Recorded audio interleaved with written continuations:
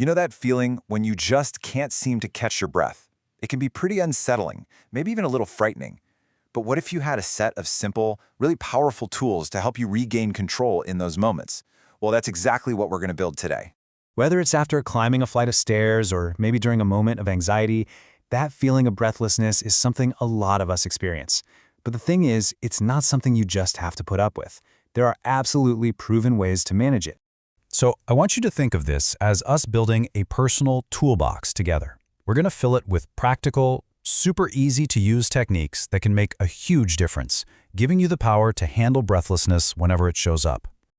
Okay, let's dive into the toolbox. Now, the techniques we're about to cover, these aren't just some random tips. These are evidence-based strategies, the kind that are actually recommended by respiratory specialists to help people manage their breathing effectively. And just so you know where this stuff comes from, these tools are pulled directly from international guidelines, like this one here from the British Thoracic Society. What that means is you can feel really confident that these are tried, tested, and trusted methods.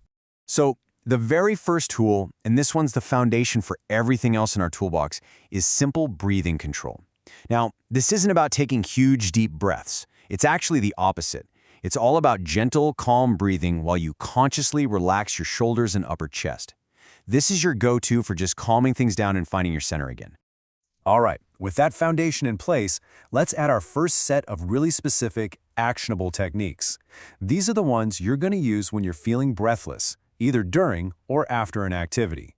First up, we have pursed lips breathing. Now, what's so cool about this is the really simple science behind why it works. See, when you breathe out slowly through lips that are kind of shaped like you're about to whistle, you create this gentle back pressure. That little bit of pressure helps keep your airways open just a bit longer, which makes it easier to breathe and just reduces the overall effort.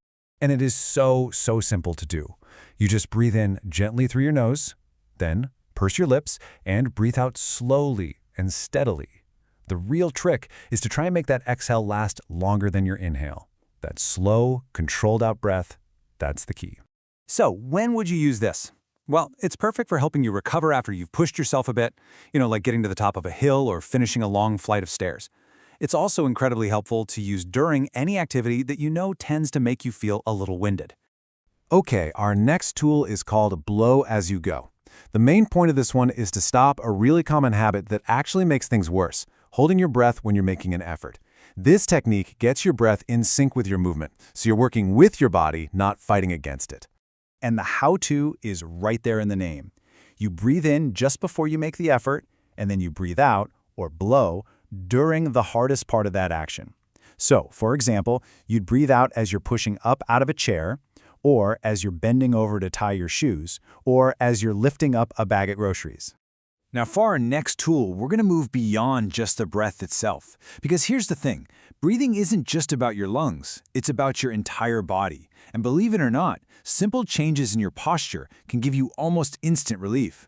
The single most effective position is called forward-leaning sitting. When you feel that really acute breathlessness, leaning forward actually creates more space for your diaphragm, that's your main breathing muscle, to move. This simple little shift in your body makes your breathing mechanics way more efficient, so each breath takes less work.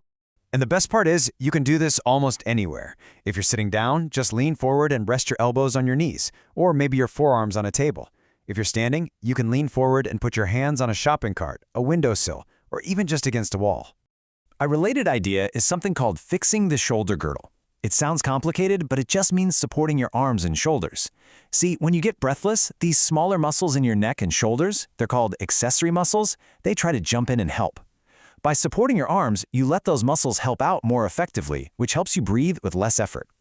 This is a great one for when you're on the move. While you're walking, you can just put your hands in your pockets or hook your thumbs in your belt loops. That simple little action provides that support we were talking about, helping those helper muscles work smarter, not harder. Okay, so let's talk about putting it all together. How do we integrate these tools into the rhythm of daily life so they just become second nature? Paced breathing is a fantastic way to do this. It's all about creating a rhythm between your breath and your movement. For instance, when you're walking, you might try breathing in for 2 steps and then breathing out for 3 steps.